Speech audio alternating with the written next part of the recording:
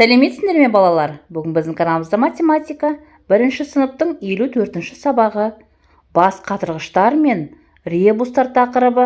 Алдында өткен тақырыпты жалғастырамыз. Бірінші тапсырма. Әр мысалдағы үлкен сан жасырылған затты ата. Балалар төмендегі суретке назар салып қараңдар. Бірінші суретте бізде Таңқурай, ежевика және құлпынайдың суретін көріп тұрмыз. Таңқурай мен ежевиканы бір-біріне қосқанда қосындысында құлпынай шығып тұр. Демек, бұл жерде ең үлкен сан құлпынай болып тұр. Мысалы, балалар, біз Таңқурайды 2 деп, ал ежевиканы 3 деп алатын болсақ, бұл жерде 2 жемістің қосындысы құлпынайға тең болып тұр. Демек, 2 мен 3-тің қосындысы 5-ге тең деген сөз. Келесі екінші суретте біз апельсинді, алманы және алмұртты көріп тұрмыз.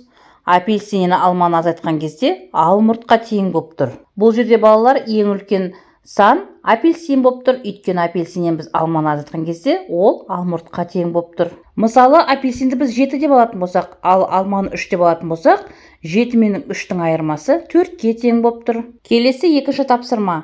Тиісті санды тауып, сиқырлы мысалдарды есепте. Ал балалар, төмендегі суретке назар салып қараңдар. Төмендегі суреттен біз бір саңырау құлақ қосу 1 тең 4 дегенді көріп тұрмыз.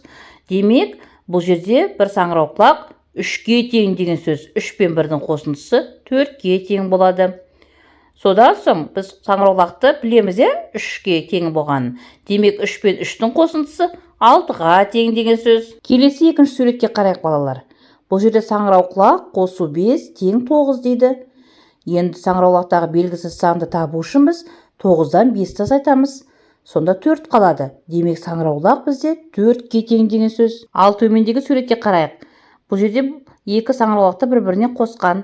Біз саңырау құлақтың 4-ге тең екенін білеміз. Демек, 4 пен 4-тің қосындысы 8-ге тең болады. Ал балалар, соңғы 3-ші қатардағы суретке назар салып қараңдар. Бұл жерде жапырақтың суреті берілген екен. Жапырақ қосу 2 тең 8 дейді. Енді жапырақтағы белгісіз санды табу үшін біз 8-ден 2-ні азайтамыз. Сонда ол 6-ға тең болады. Демек, жапырақтағы белгісіз сан ол 6 екен. Жапырақтағы жасырынған санды біз білеміз, ол 6-ға тең екен. Енді 6 мен 3-ті қосамыз. Сонда 6 мен 3-тің қосындысы 9-ға тең болады. Мінеки, балалар, біз осылайша жасырылған сиқырлы сандарды есептеп тауып алдық. Келесі 3-ші тапсырма. Математикалық ребустар. Қандай сандар жасырылғанын тап. Кәнеки, балалар, төмендегі суретке назар салып қарайық. Төмендегі суреттен біз 3 бірдей қызыл алманы бір-біріне қосқан және ол қосынды 30-ға тең екенін көріп тұрмыз. Бізден бір алма қаншаға тең екенін сұрап тұр. 3 бірдей алманың қосылғанын көріп тұрмыз, балалар, біз. Демек, біз 3 бірдей санды бір-біріне қосуымыз керек екенбіз. Бұл жерде алманың саны, демек, 10-ға тең деген сөз. 10-ды 10-ға қосамыз 20, оған 10-ды қосамыз 30 болады. Демек, алманың жасырылған саны 10 екен. Астындағы суретке қарайық енді, балалар. Алма қосу алмұрт тең 30 дейді. Бізден алмұрт қаншаға тең деп сұрап тұр. Енді, балалар, біз алмұрттағы жасырынған санды табуымыз үшін 30-дан 10-ды азайтамыз. Сонда бізде 20 қалады. Демек, алмұрттың саны 20-ға тең деген сөз. 10 мен 20-ның қосындысы 30-ға тең болады. Келесі екінші қатардағы суретке назар салып қараңдар, балалар. Бұл жерде алма тең 3 дейді. Яғни, алманың нақты саны беріліп тұр. Ол 3-ге тең екен. Төменде бізде алма қосу 1 тең 100 дейді. Алманың санын біз білеміз, ол нақты 3-ге тең екен. 3 пен 1-дің қосындысы 4-ге тең. Демек, 100 4-ге тең. Келесі төмендегі суретте, балалар, бізде алмұрт қосу 1 тең алма деп тұр. Біз алманың нақты 3-ге тең екенін білеміз. Енді біз осы жерден алмұрттың санын білуіміз керекпіз. Демек, 3-тен 1-ді азайтамыз, сонда 2 қалады. Демек, бізде алмұрт 2-ге тең деген сөз. 2 мен 1-дің қосындысы 3-ге тең. Ең соңғы астындағы суретке назар салып қараңдар, балалар. Алма қосу 100, қосу алмұрт тең сұрақ дейді. Енді біз барлық жемістердегі сандарды біліп алдық. Енді осыларды біз жемістердің үстіне қойып есептейміз. Алма 3-ге тең, 100 4-ге тең, алмұрт 2-ге тең. Енді осыларды біз бір-біріне қосып есептеп шығамыз. 3 пен 4-тің қосындысы 7, 7-ге 2-ні қосқанда 9-ға тең болады. Келесі 4-ші тапсырма. Бос орынға қандай фигура қойылуы тиіс? Ал балалар, төмендегі суретке назар салып қараңдар. Бізде тігінен және көлденеңнен 3 шаршыдан тұратын қатар берілген екен. Және Ол жерде түрлі түсті әртүрлі пішінді фигуралар берілген. Енді біз соның бос орынға қандай фигура жетпей тұрғанын табайық. Балалар, бізге мынандай түрлі түсті әртүрлі пішінді фигуралар берілген. Қызыл сопақша, жасыл үшбұрыш және көк төртбұрыш. Енді осы берілген әрбір фигураның қайсысы бос орынға жетпей тұрған бірге табамыз. Балалар, көлденеңнен ең үстіңгі бірінші қатарды қараймыз. Бізде қызыл сопақша, жасыл үшбұрыш, енді бұл жерге бізге көк төртбұрыш жетпей тұр екен. Демек, бұл жерге біз көк төртбұрышты қоямыз. Енді балалар, тігінен ең бірінші болып тұрған қатарды қараймыз. Бізде бірінші қатарда ең үстінде қызыл сопақша, ортасы бос және ең соңғы қатарында жасыл үшбұрыш тұр. Демек, ортасына біз көк төртбұрышты қоямыз. Енді балалар, тігінен ең соңғы қатарды қараймыз.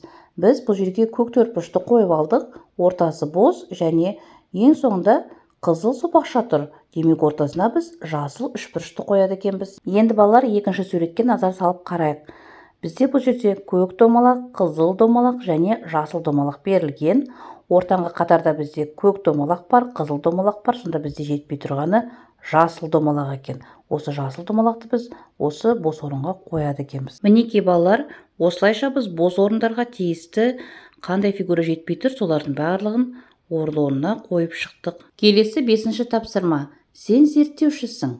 Мысалдар тізбегін есепте. 5-ші тапсырманың А нұсқасын орындаймыз. Алмада бізде 70 деген сан тұр. Оған қосамыз 20. Сонда бізде балалар неше шығады? Өте дұрыс айтасыңдар, бізде 70 пен 20-ның қосындысы 90 болады екен. Демек, бізде бұл жерде 90 шығып тұр. Енді балалар, 90-нан 40-ты азайтамыз. Сонда бізде 50 қалады. Дұрыс айтасыңдар балалар. Енді 50-ге 30-ды қосамыз. 80 болды. 80-ге 20 қосамыз. 100 шығады. Енді балалар, 100-ден 70-ті азайтамыз. Бізде 30 болады. 30-ға 60-ты қосқанда 90. Енді 90-нан қандай санды азайтқан кезде 70 қалады. Өте дұрыс айтасыңдар балалар. Біз 90-нан 20 деген санды азайтқан кезде бізде 70 қалады екен. Мінекей балалар, біз осылайша тізбектерді есептеп шықтық. Алмада берілген сандарды қосып азайтып, ең соңында дұрыс санды таптық. Келесі балалар, 5-ші есептің Ә нұсқасын бірге есептейміз. 100-ден 90-ды азайтамыз. 10 қалады. 10-ға 30-ды қосамыз. 40. 40-қа 50-ді қосқанда 90. 90-ға 10-ды қосқанда 100. 100-ден 20-ны азайтқан кезде 80.